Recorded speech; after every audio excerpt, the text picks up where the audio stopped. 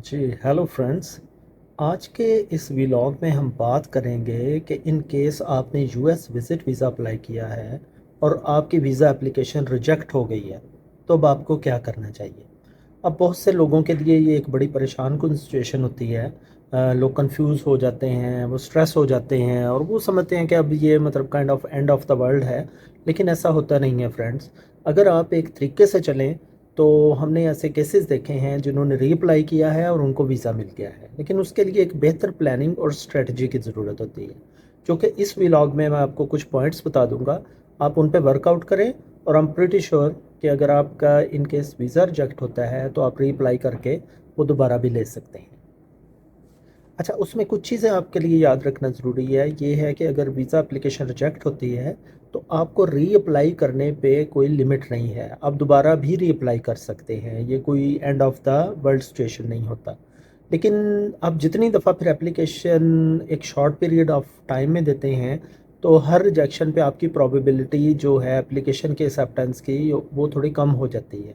तो ज़रूरी है कि इसको एक प्रॉपर तरीके से आप फिर रीअप्लाई करें। तो इस व्लॉग में मैं आपको कुछ ये इंपॉर्टेंट टिप्स बताने लगा हूँ जिन पे आप ज़रूर वर्क करें अगर आपका यूएस का वीज़ा एप्लीकेशन रिजेक्ट हो गया है।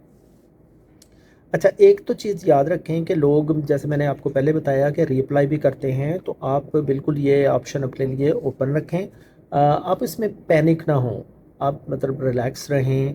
आप अपने आप पे सेल्फ बिलीफ और कॉन्फिडेंस रखें। ये इसकी पहला पॉइंट है कि आपको सेल्फ बिलीफ होना चाहिए।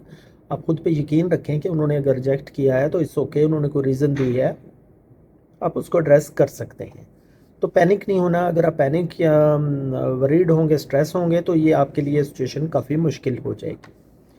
अच्छा, दूसरी जो चीज़ है वो आपने केयरफुली वो रीज़न्स रिव्यू करनी है जो उन्होंने आपको रिजेक्शन के लिए दी हैं, कि भी आपका वीज़ा उन्होंने क्यों दिया है। तो आपने अपनी उन मिस्टेक्स पे काम करना है जो कि मतलब आप समझते हैं कि वो लैप्सेस रह गए हैं उस एप्लीकेशन में, जो कि आप नहीं एड्रेस कर सके।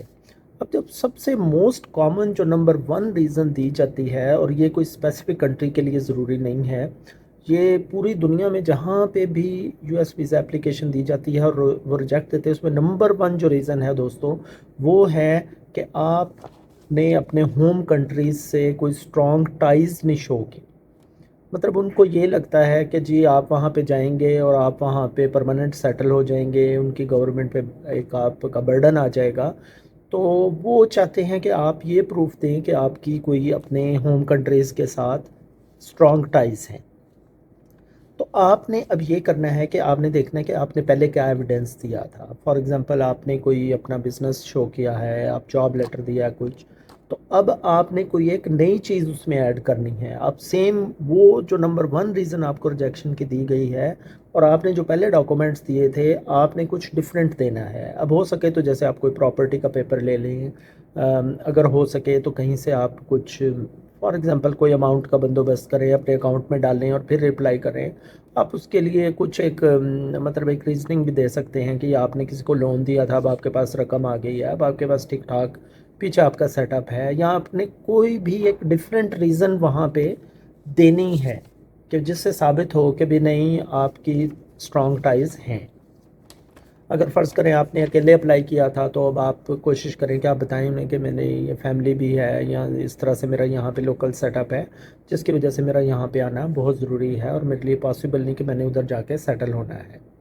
तो ये प्रूफ जो है ये बहुत मतलब इम्पॉर्टेंट है। और उसमें जो मैंने आपको अमाउंट की बात की, कि जिसमें एक सेकंड रीज़न ये भी दिया जाता है कि जी आपके इनसफिशेंट फंड्स हैं।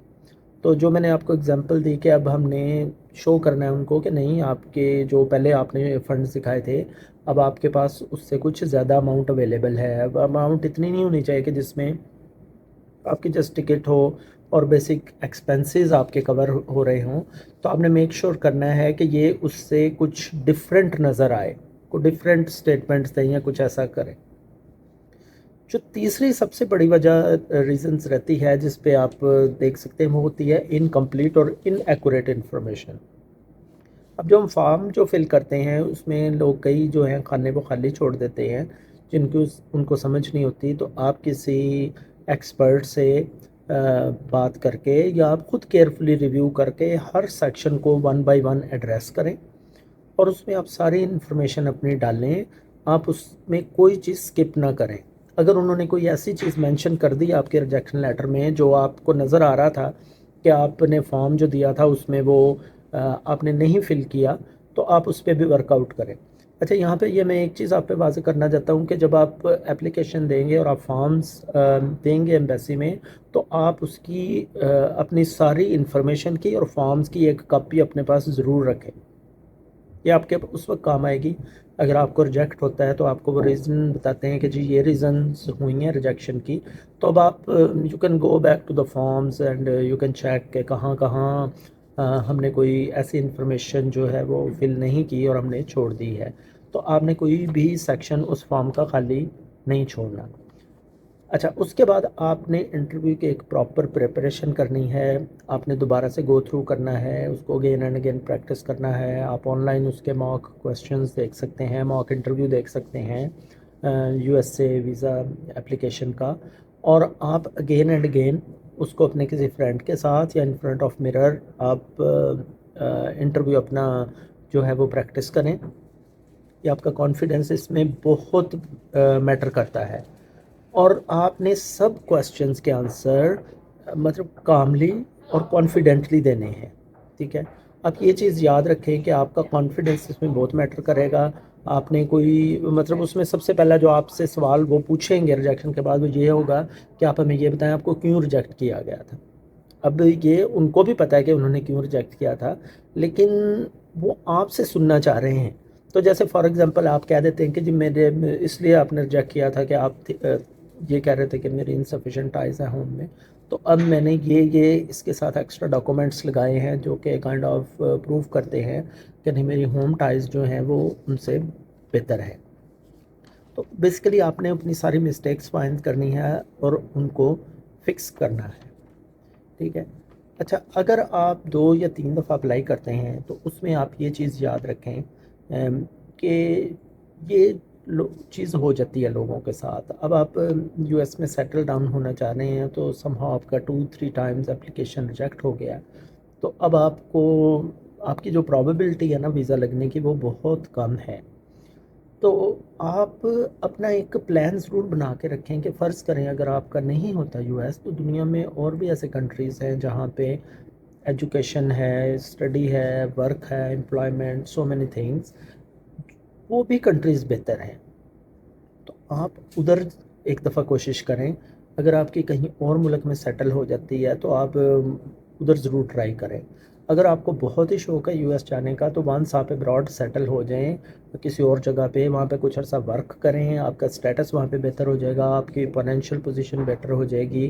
तो उसके बाद फिर आप अगेन जब यूएस अप्लाई करेंगे, तो वो फिर एक तो कुछ साल के बाद आपका एप्लीकेशन आएगा और आपकी सिचुएशन बहुत डिफरेंट होगी, तो उसमें भी चांसेस हैं कि आपको वीज़ा मिल जाएगा।